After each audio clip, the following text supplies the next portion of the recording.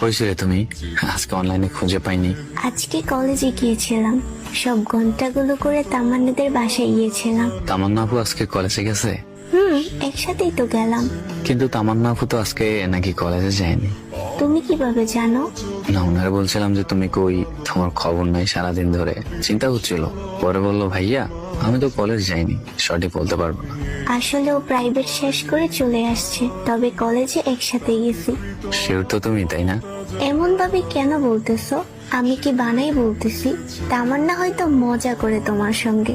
ওরে আর একটা এসএমএস দিবা, তোমার সাথে আমি আর কথা বলবো না, আমার জেলাস ফিল হয়। জেলাস নাকি ভিন্ন কারণ সেটা আমি ভালো করেই জানি। আমার বন্ধুর সাথে তোমাকে অনেক মানাইছে, মাশাআল্লাহ। তুমি এই পিক কই পাইছো? পাই না কোথাও, তোমার বয়ফ্রেন্ড দিছে, মানে আমগো ভাবিরে দেখাইলো। এই হচ্ছে তোমার কলেজ। আমার বন্ধু জানতো না যে তুমি আমার চেফ, কখনো বলিনি ওদের। কিন্তু তুমি তো নাজমুলরে ভালো করে চিনতে, জানতে আমরা কত ভালো বন্ধু। কি প্রয়োজন ছিল এভাবে ঠকানোর? দেখো, একটু বোঝার চেষ্টা করো। তোমার বন্ধু সব সময় আমাকে মেসেজ দিত, সারাক্ষণ মেসেজ দিত। তখন ইমপ্রেস হয়ে গেছি আমি নিজেও জানি না। আমি আজকেই ওর সাথে যোগাযোগ বন্ধ করে দিব। তুমি ভুল বুঝো না, আমাদের রিলেশনটা নষ্ট হতে দিব না, প্লিজ। নারে বোন, তোর মতো বেইমান আর দ্বিতীয়বার আমার লাইফে আনবো না। আজকে নাজমুলের সব খুলে বলবো।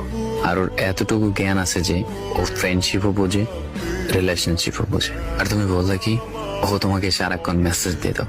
আরে রোজিনা, আমি ভাত খাই। সজিনা ওই কোনো মাইয়ারে নিজ থেকে এসএমএস দেয়নি। 13 বছর আমি ওর সাথে আছি, তুমি আমার থেকে ওকে ভালো চিনবে না।